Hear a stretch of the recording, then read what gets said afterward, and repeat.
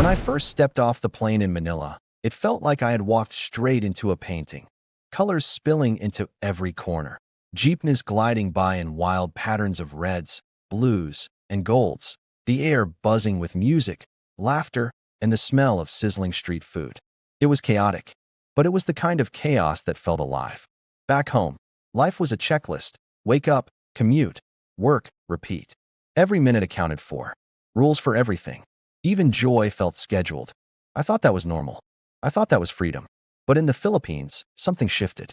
There was no rush, no cold stares if you took a little longer to order your coffee, no invisible pressure to keep moving. People weren't racing against the clock. They were living in the moment. I came here thinking I'd explore the beaches, maybe try a few local dishes, and fly home with some good photos.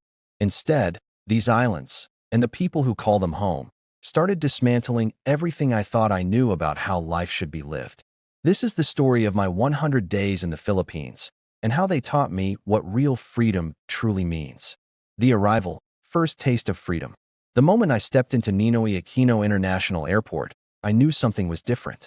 Back home, airports felt like conveyor belts of stressed-out travelers. Lines moving fast, security guards barking orders, and everyone glued to their phones. But here, even immigration felt human. The officer stamped my passport with a smile, asked where I was headed, and actually waited for my answer like he cared. No rush, no irritation, just genuine curiosity. As I waited for my luggage, I noticed something else. No one seemed in a hurry. The man next to me was chatting with an elderly couple. A group of teenagers laughed as they shared snacks, and the airport staff stopped to help a lost child find his parents. Then it happened, the moment that set the tone for my 100 days. My bag was delayed for about 10 minutes. Normally, that would have annoyed me. But the man beside me struck up a conversation. He told me about his hometown in Baikal, invited me to visit, and even gave me his cousin's number, just in case I needed help. By the time my bag finally arrived, I realized I hadn't been checking my watch at all. I wasn't thinking about the lost time, because it didn't feel lost.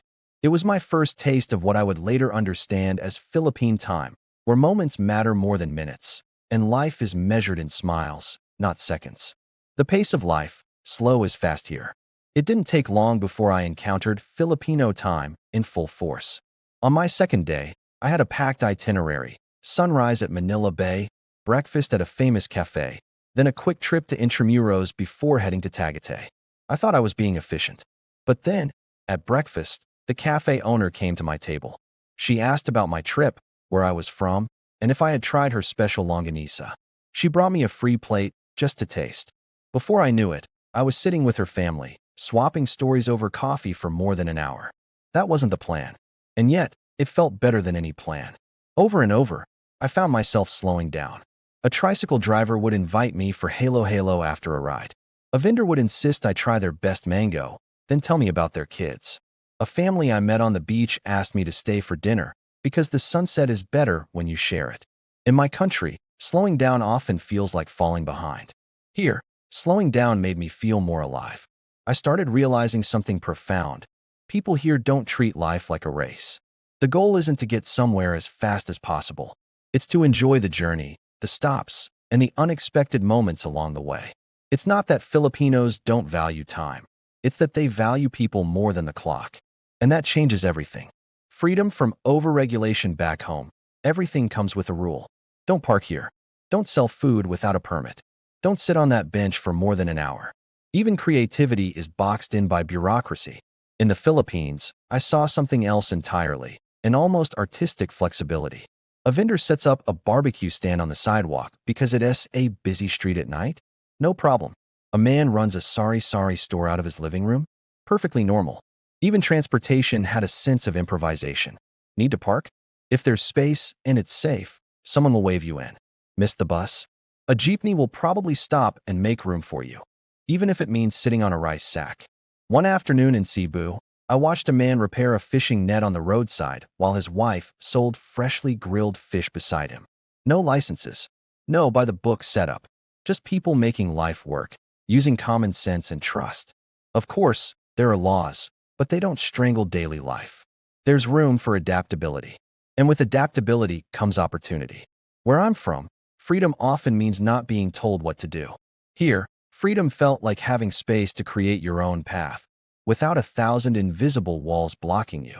The open-door culture in the small towns of the Philippines. Doors aren't just open, they're an invitation. One weekend in Batangas, I was walking through a quiet neighborhood when a woman waved me over. "Have you eaten?" she asked. I shook my head, and before I knew it, I was sitting at a table eating adobo and rice with her entire family. No introductions needed. Here, neighbors don't knock. They walk in, borrow sugar, and end up staying for merienda. Kids run from house to house like the whole street is one big living room. There's a kind of freedom in this openness, the absence of social fences. You don't have to earn your way into people's lives with months of small talk. You're welcomed instantly, as if you've always belonged. It made me realize that in my own country, privacy has turned into isolation. We've built high walls and locked gates, and in doing so, we've locked each other out. In the Philippines, freedom isn't just about what you can do. It's about who you can be with, without barriers. Financial freedom, even without millions before arriving. I'd heard the Philippines was affordable. I thought that meant cheaper hotels and meals. I didn't realize it would change my whole approach to money. For the cost of my cramped city apartment back home, I rented a beachside bungalow in Palawan for a month. My mornings began with the sound of waves, my evenings with sunsets melting into the horizon. Life's pleasures didn't require a luxury budget. A boat trip to hidden lagoons cost less than dinner in my home country. A feast with friends could be had for the price of a single cocktail in a New York bar. But here's the biggest lesson. Freedom isn't just about having more money. It's about needing less to be happy. In the Philippines, joy comes from shared meals, from singing karaoke with friends, from simply having time. The lower cost of living gave me something priceless: mental space. I wasn't constantly calculating expenses, worrying about rent, or chasing overtime just to keep up. I had room to breathe. And when you can breathe, you can live. Nature at your doorstep in the Philippines. Nature isn't a weekend escape. It's part of daily life. One Thursday morning in Dumaguete, a friend casually suggested we take a boat to Apo Island. No booking weeks ahead. No elaborate planning. Within 2 hours, I was snorkeling alongside sea turtles in crystal-clear water. The same happened in Baguio, where a quick drive led us to mountain views that looked like paintings. In Bohol, I stumbled on a hidden waterfall after following a trail behind a rice field. In my country, these kinds of experiences require scheduling, permits, and often a hefty budget. Here, they're woven into everyday living. Freedom isn't just political or financial. It's the ability to step outside and feel the world's beauty without barriers. Nature has a way of slowing you down, of making you realize how small your problems are compared to the ocean, the mountains, the stars. In the Philippines, that kind of perspective is always just around the corner. The freedom to be yourself. If I had to describe one thing that surprised me most about Filipino culture, it's how accepting people are. In many countries, you feel the pressure to fit in, to dress a certain way, act a certain way, hide your quirks. But in the Philippines, I was free to just be. One afternoon, while trying to learn how to cook sinigang, I completely botched the recipe. My Filipino friends didn't laugh at me, they laughed with me. Then they taught me the right way, and we ate it together anyway. It wasn't about being perfect, it was about being real. I met people from all walks of life: farmers, fishermen, artists, call center agents, and no one ever made me feel less than or more than. They were curious, welcoming, and open-hearted. That's a rare kind of freedom, the freedom from judgment. The freedom to wear what you want, speak how you feel, and be accepted simply because you are you. Letting go of the clock. One of my favorite memories is also one of the most inconvenient. Missing the ferry to Siquijor.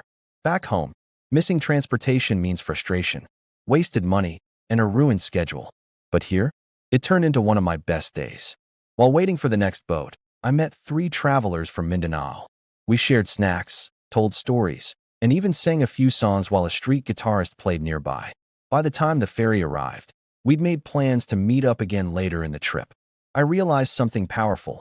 When you're not ruled by the clock, you're free to see opportunities in what would normally be delays. In the Philippines, time isn't the master. It's the background music, the power of community. In my first month, a typhoon warning hit our area. I expected panic. Instead, I saw neighbors bringing each other food, securing each other's homes. and making sure everyone was safe. During fiestas, entire streets would light up with music, food, and laughter. Everyone, even strangers, was part of the celebration. That's freedom too, knowing that no matter what happens, you're not alone. Where I'm from, independence is prized above all. But here, interdependence is the real strength. And in that, there's a different kind of security, one that money can't buy. My 100-day realization. When I boarded my flight to the Philippines 100 days ago, I thought I was chasing an adventure. What I didn't know was that I was also chasing a different kind of freedom, one I couldn't define until I lived it. Here, freedom wasn't about having no responsibilities or endless money. It was about time, time to connect, time to breathe, time to live without the constant hum of anxiety. It was about the freedom to be yourself, even if you stumble through a Tagalog greeting or dance offbeat at a fiesta.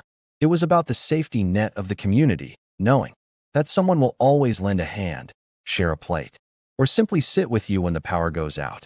I learned that real freedom isn't a location on a map or a number in your bank account. It's the space in your life where joy can exist without permission. And in the Philippines, that space is everywhere, in the laughter of strangers, in the salt air of the islands, and in the open doors of every home. So, as I leave these islands, I'm carrying more than souvenirs. I am carrying a new blueprint for life, one where success isn't about what you own, but how fully you live. Now I want to hear from you. What does real freedom mean to you? Is it a place, a feeling, a way of living? Drop your thoughts in the comments. Because maybe, just maybe, your answer will inspire someone else to go and find theirs. And if you've ever dreamed of experiencing this for yourself, book the ticket. The Philippines is waiting.